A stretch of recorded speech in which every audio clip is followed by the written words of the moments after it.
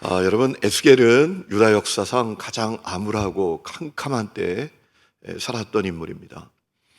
주전 597년에 바벨론에게 유다가 패배합니다. 그래서 여호야긴 왕이 포로로 끌려가고 10,000명의 사람들이 바벨론의 포로로 끌려가게 됩니다. 나라가 멸망당하기 전에 이미 전투에 패배해서 포로로 끌려간 사람들이 있었어요. 여러분, 그 가운데 10,000명 가운데 한 사람이 있었는데 25살 먹은 젊은 제사장 한 명이 끌려가게 됩니다. 그가 바로 에스겔이었어요. 그러니까 에스겔은 꽃다운 나이죠. 25살 때 나라가 전투에서 패배하고 바벨론에게 포로로 끌려갔던 인물이 이 에스겔이었습니다. 그런데 여러분, 에스겔 1장 말씀을 보면 이 에스겔이 30살 되었을 때 하나님의 말씀이 그에게 임합니다. 그리고 하나님의 말씀을 증언하게 됩니다. 여러분, 에스겔 1장 1절에 이렇게 되어 있습니다. 30째 해, 그러니까 이 30째 해라는 것은 에스겔이 30살 되었을 때라는 것을 의미하는 겁니다. 30째 넷째 달 초닷새에 내가 그발 강가 사로잡힌 자 중에 있을 때 하늘이 열리며 하나님의 모습이 내게 보이니 3절 갈대아 땅 그발 강가에서 여호와의 말씀이 부시 아들 제사장 나 에스겔에게 특별히 임하고 여호와의 권능이 내 위에 있으니라 라고 했습니다. 자, 에스겔이 나이 30살 되었을 때 하나님께 특별히 부름을 받습니다. 주님의 말씀이 그에게 임하고 그 말씀을 전하게 되었다라는 거예요. 여러분, 저는 이 말씀을 볼 때 우리 청년들이 생각이 났습니다. 하나님, 우리 청년들이 이처럼 되게 해주십시오. 여러분, 나이 30에 하나님께 부름을 받아서 민족을 깨웠단 말이에요. 여러분, 20대가 결코 어린 나이가 아닙니다. 에스겔을 보세요. 아펜젤러를 보세요. 언더우드를 보세요. 여러분, 그들이 20대 때 30살에 하나님의 부름을 받아서 민족을 살리지 않습니까? 여러분, 대만의 슈축 마오라는 이름을 가진 칼럼니스트가 있는데 그가 얼마 전에 한국에서 사진전을 열었어요. 우리도 갖고 있지 못한 사진을 그가 수집한 겁니다. 1905년, 1910년대 우리나라의 실상들. 제가 페북에 기가 막혀서 올렸는데요. 1910년에 우리나라 그 아이들이 정말 남루한 모습으로, 여러분 옛날에 엿장수 아시죠? 엿장수. 뭘 끌고나 다닙니까? 여기 이렇게 천으로 판 같은 거 이렇게 매가지고 들고 다니잖아요. 그렇죠? 우리 젊은 친구들은 고개를 끄덕끄덕 못하네요. 연세 드신 분들은 맞아 그러는데 그걸 들고 이렇게 사진 찍은 사진이 있어요. 신발도 못 신었어요. 옷도 이게 한복인지 뭔지 막 시커멓고 꾀죄죄 해가지고 신발을 신어도 집신 정도예요. 그게 1910년의 모습이에요. 여러분, 그런 상황에 25살 먹은 아펜젤러, 언더우드 그들이 와서 이 민족을 깨웠단 말이에요. 여러분, 오늘 말씀을 묵상할 때 우리 청년들이 생각이 났어요. 하나님, 우리 청년들이 깨어나게 하여 주옵소서. 안타까운 거 우리 청년들이 너무 없잖아요. 그렇죠? 우리 장정훈 목사님이 그렇게 애를 쓰는데 청년들이 깨어나지 않아요. 여러분, 20대, 30살 결코 적은 나이 아닙니다. 에스겔은 민족을 살렸단 말이에요. 30살에. 여러분, 우리 청년들을 위해서 기도해 주시기를 축복합니다. 그리고 청년들, 여러분 교회에서 함부로 대하지 마세요. 함부로 대하지 마세요. 어리다고 하찮게 여기지 마세요. 여러분, 그 아이들이 민족을 깨울 수 있는 가능성을 가진 아이들입니다. 그저 청년들 교회에서 허드렛 일이라 시키고 그러면 안 돼요. 물론 그들이 혈기왕성하니까 뭐 힘을 쓸 수 있는 일에 섬기는 일을 해야 되겠지만 그들을 귀하게 여기는 마음을 가져야 합니다. 그들을 통해서 하나님은 놀라운 일을 하실 수 있어요. 자, 여러분, 이 에스겔이 그래서 30살 때 하나님의 부름을 받아서 말씀을 전하게 되었는데 그가 전했던 말씀은 크게 두 가지입니다. 유다가 멸망당하기 전에 전했던 말씀이 있고요. 유다가 주전 587년에 멸망당한 후에 전했던 말씀이 있습니다. 1장부터 32장까지는 멸망당하기 전에 전했던 말씀이에요. 그 메시지의 핵심은 뭐냐 하면 되돌릴 수 없게 되었다라는 겁니다. 하나님의 징계와 심판을 피할 수 없게 됐다라는 거예요. 이제 하나님의 징계와 심판을 피하려고 하지 말고, 모면하려고 하지 말고 그 심판을 달게 받아라라는 거예요. 달게 받아라.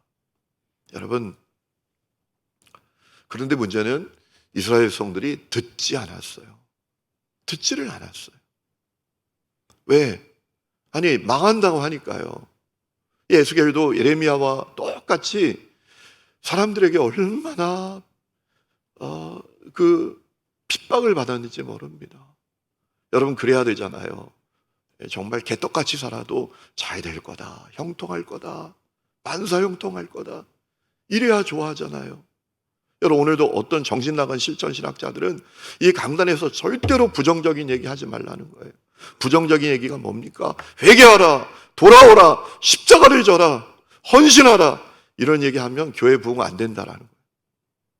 다 개떡같이 살아도, 혼자 있을 때 말도 안 되는 죄 가운데 살아도 잘 될 거다, 문제 없을 거다, 소원 성취할 거다, 이래야 교회가 부흥된다.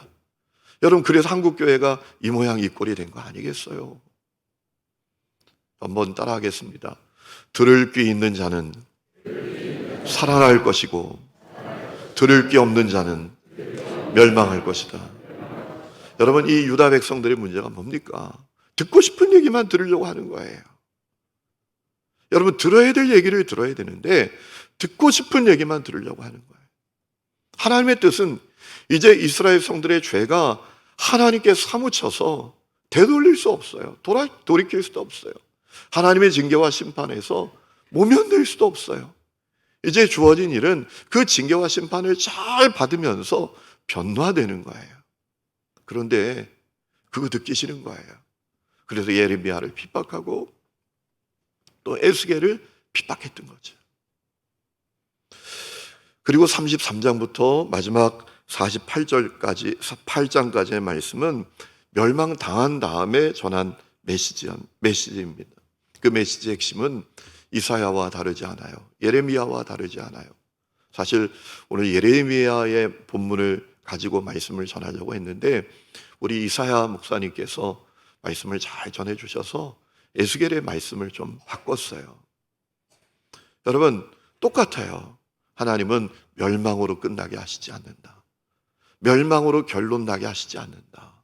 회복하게 하시고 번영하게 하신다 라는 메시지를 전했던 겁니다.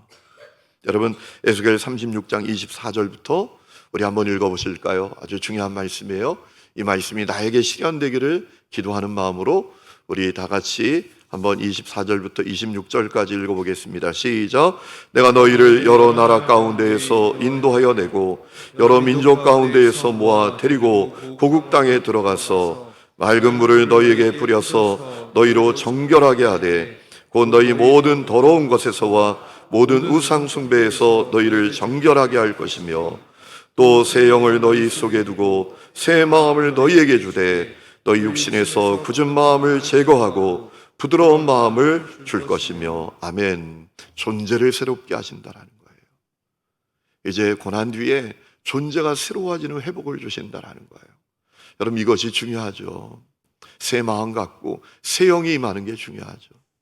여러분, 존재가 새로워지지 않는 환경은 무슨 의미가 있겠어요? 존재가 새로워지지 않는 문제 해결은 무슨 의미가 있겠어요? 우리가 고난을 받고 어려움을 당하면 우리의 관심은 어디에 있는가 하면 이 고난이 빨리 지나가는 것, 이 문제가 빨리 해결되는 것이 우리의 관심이지만 하나님의 마음은 그렇지 않아요. 하나님의 관심은 고난이 지나가는 것도 중요하고 문제가 해결되는 것도 중요하지만 더 중요한 것은 우리의 존재가 새로워지는 거예요. 그래서 말씀하십니다. 고난을 통과하여 너희에게 새 마음을 준다, 새 영을 준다. 그뿐만이 아닙니다. 여러분, 에스겔 36장 33절부터 36절까지 또 같이 한번 읽어보실까요? 시작. 주 여호와께서 이같이 말씀하셨느니라. 내가 너희를 모든 죄악에서 정결하게 하는 날에 성읍들에 사람이 거주하게 하며 황폐한 것이 건축되게 할 것인즉 전에는 지나가는 자의 눈에 황폐하게 보이던 그 황폐한 땅이 장차 경작이 될지라.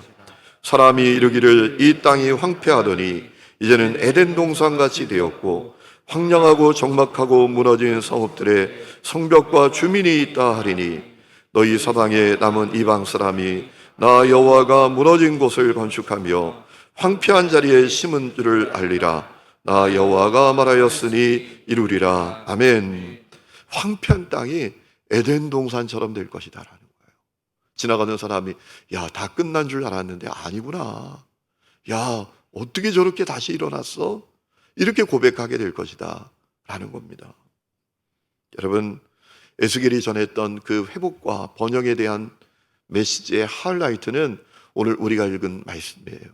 오늘 말씀을 보니까 어느 날 주님의 영이 에스겔을 콕 집어서 어느 골짜기에 데려가십니다. 에스겔이 환상을 보는 거죠. 여러분, 그랬더니 이 골짜기에 뼈가 가득한 거예요. 하나님께서 마치 에스겔에게 확인이라도 시켜주시는 것처럼 그 마른 뼈가 가득한 골짜기를 쭉 다니게 하십니다. 흉측한 흉측한 마른 뼈가 골짜기에 가득한 것을 보게 하셨어요.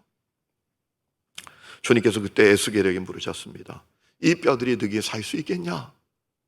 이 뼈들이 너희에 살 수 있겠냐? 여러분, 황당한 말씀이죠. 아니, 흉측한 마른 뼈예요. 여러분, 우리가 갈비탕 먹는데 이 갈비탕 그 뼈가 살아나겠느냐? 이게 상상이라 되는 얘기입니까? 한번 그렇게 상상을 해보세요. 에스겔이 너무 당황했는지 뭐라고 말씀을 드렸어요? 주 여호와여, 주께서 하십니다. 완곡한 어떤 그 불신을 표현한 것 같아요. 말도 안 되는 말씀을 하시네. 그런데 아니 하나님, 이 뼈가 어떻게 삽니까? 이럴 수는 없는 거 아니에요. 마치 베드로에게 네가 날 사랑하느냐라고 했더니 면목이 없어서 주님이 하십니다 라고 했던 것처럼 주 여호와여, 주께서 하십니다. 이 뼈가 살 줄은 주님이 하십니다 라고 대답을 했어요. 아마 그의 마음에 황당한 마음이 있었던 것 같아요. 하나님께서 에스겔에게 말씀하십니다. 뼈들에게 명령하라 라는 거예요. 너희 마른 뼈들아, 하나님의 말씀을 들어라. 생기가 너희에게 불어갈 텐데 너희가 살아나라. 마른 뼈들아, 살아나라 라고 명령하라는 거예요. 여러분, 에스겔은 참 놀라운 인물이에요. 그 말씀에 순종합니다. 그래서 하나님이 말씀하신 대로 명령을 따라 7절에 보면 대언했다라고 했습니다. 여호와의 말씀을 들어라. 생기가 너희에게 불 것이다. 너희가 살아날 것이다 라고 명령을 했어요. 그랬더니 놀라운 일이 일어납니다. 그 마른 뼈가 척척척척척척 하면서 들어맞기 시작하는 거예요.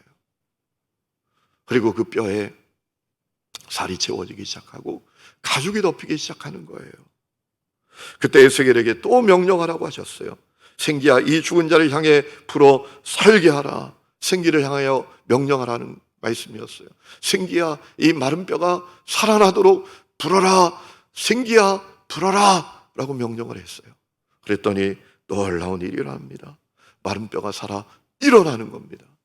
그리고 그 마른 뼈가 살아난 하나님의 지극히 큰 군대가 되더란 말이에요. 여러분, 그때 하나님께서 에스겔에게 말씀하십니다. 에스겔이 본 것이 무엇인지를 말씀해 주십니다. 먼저 마른 뼈 에스겔이 보았잖아요. 그 마른 뼈가 뭐냐? 그 마른 뼈 유다의 모습이다라는 거예요. 이제 우리는 끝이야. 우리에겐 희망이 없어. 우리는 다 끝났어 라고 좌절하고 절망하고 있는 그 이스라엘 백성들이 그 마른 뼈라는 거예요. 여러분, 오늘 말씀 11절에 말씀하셨잖아요. 또 내게 이르시되 인자야, 이 뼈들은 이스라엘 온 족속이라. 그들이 이르기를 우리의 뼈들이 말랐고 우리의 소망이 없어졌으니 우리는 다 멸절되었다 하느니라.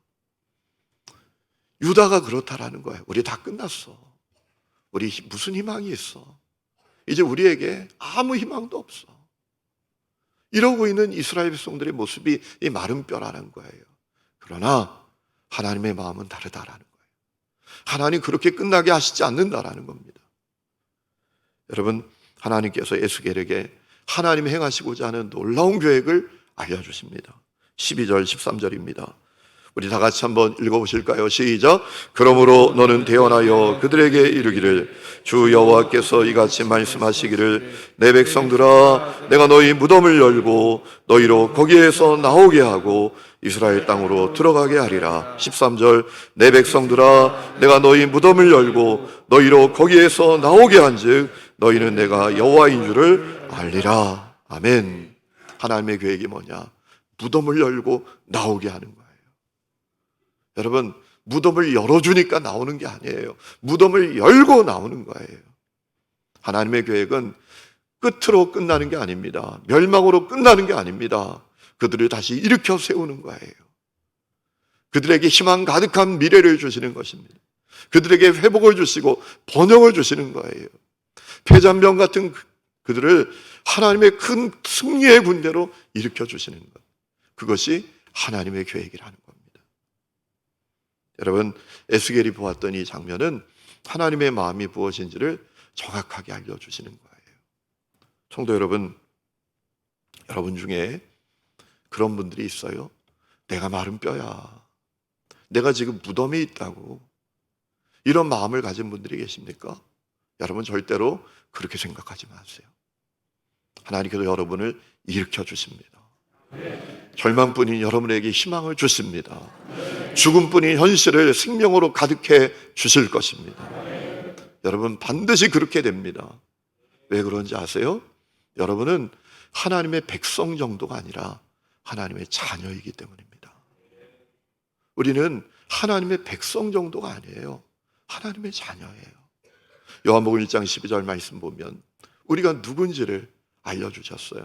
영접하는 자, 곧 그 이름에 믿는 자들에게 하나님의 자녀가 되는 권세를 주셨다.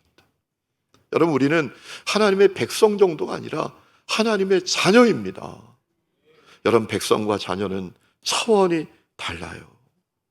시편 2장 말씀을 보면 하나님의 자녀가 얼마나 놀라운 권세를 가지게 되는지 말씀하셨잖아요.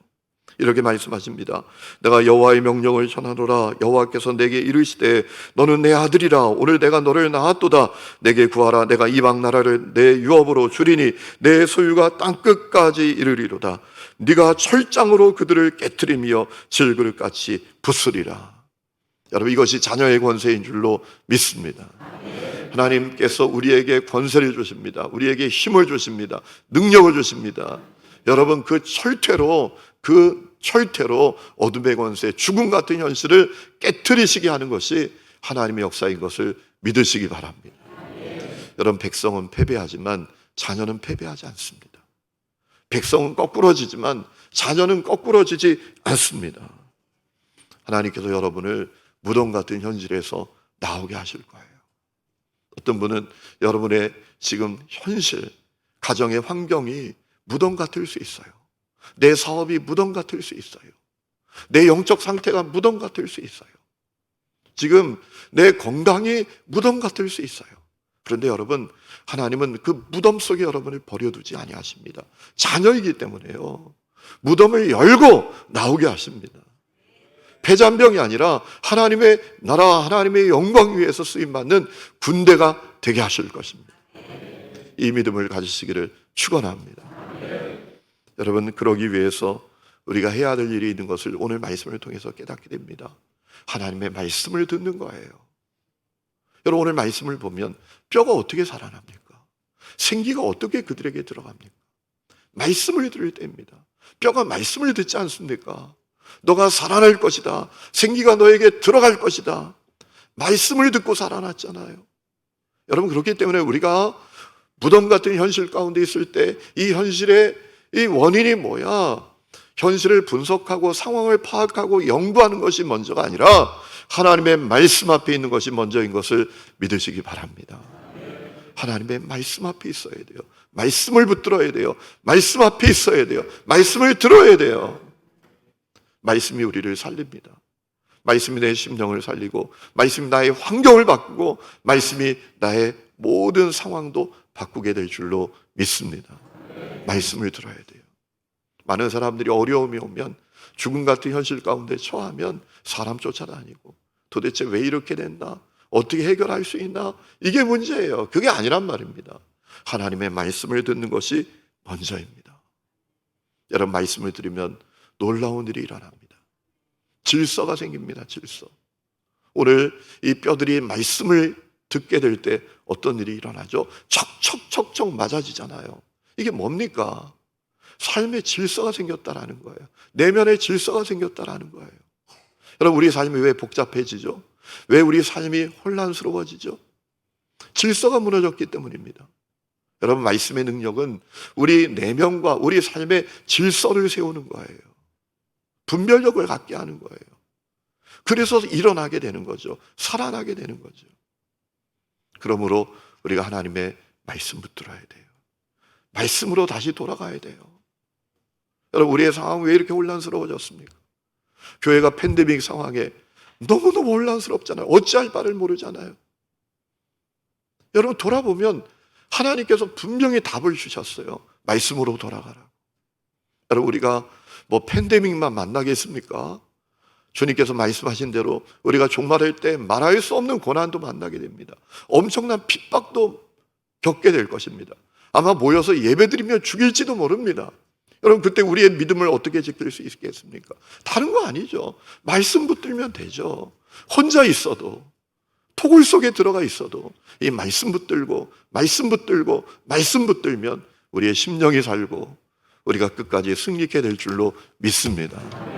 그런데 말씀을 놓쳤으니, 우리가 말씀을 놓치고 살았으니 우리 삶이 혼란스러운 거예요. 여러분, 주위에 인생이 혼란스러운 사람이 있죠. 삶의 질서가 없는 사람이 있잖아요. 야, 너 좀 죄에서 돌이키라. 너 그 질서 없는 삶에서 돌이키라. 그래도 안 돌이키잖아요.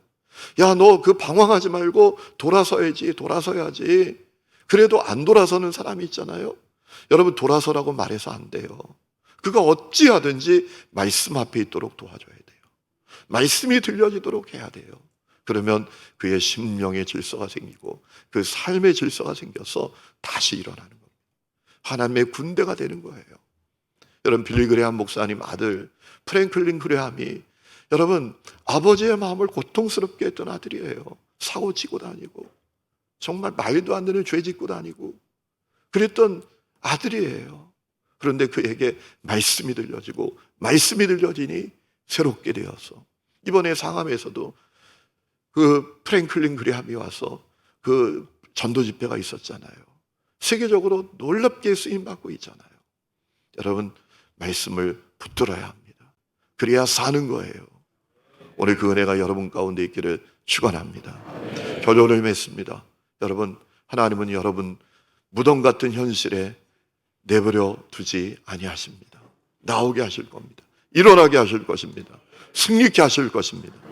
이 믿음을 가지시기를 축원합니다. 우리가 해야 할 일은 말씀을 붙드는 거예요. 말씀이 우리를 살립니다. 우리 찬양 부르고 기도하는 시간을 갖겠습니다. 우리 너는 내 아들이라, 우리 찬양을 부르겠습니다.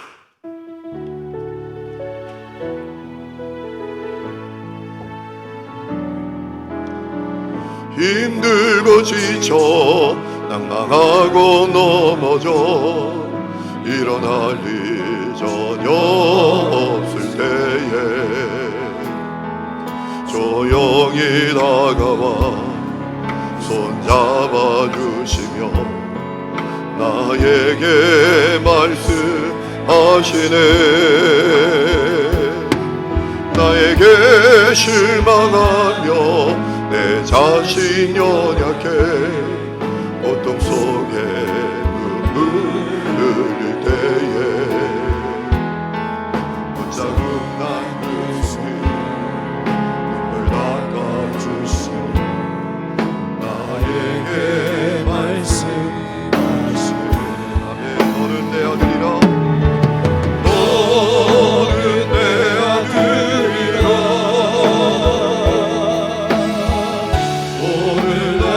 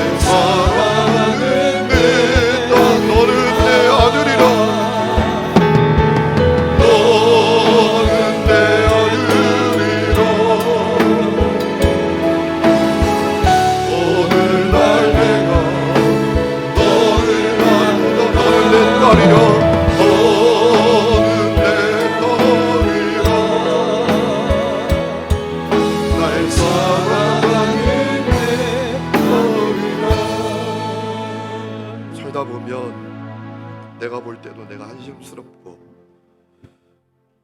내가 볼 때도 내가 절망스러운 죽음 같은 현실, 무덤 속에 있는 모습처럼 우리의 상황과 우리의 모습이 펼쳐질 때가 있습니다. 그런데 여러분 기억하세요. 그것이 끝이 아닙니다. 주님은 그 무덤을 열고 여러분 나오게 하십니다. 승리의 노래를 부르게 하십니다. 역전의 하나님을 찬양하게 하실 것입니다. 이 믿음을 가지시기를 축원합니다. 우리 이 시간에 두 손 높이 들고, 주여 내가 무덤 같은 현실에 있습니다. 주여 내가 이것으로 끝이 아니라 승리의 노래를 부르게 될 줄로 믿습니다. 절망이 아니라 희망으로 끝을 맺고, 죽음이 아니라 생명으로 결론을 맺는 그런 놀라운 역사를 주님께서 내게 주실 줄로 믿습니다. 주여 내가 주님을 바라보게 하옵소서. 말씀을 붙들게 하옵소서. 거꾸러지지 않게 하여 주옵소서. 승리케 하여 주옵소서. 나의 이성과 나의 지식과 경험을 뛰어넘은 하나님의 일하심을 보게 하여 주옵소서. 주여 내가 의심하고 불신하고 참으로 회의와 절망 가운데 빠져있지 않게 해주시고 하나님을 바라보고 일어나게 하옵소서. 우리 주여 세마님 자기 부르고 한절히 믿음으로 기도하다가 돌아갑니다. 주여 주여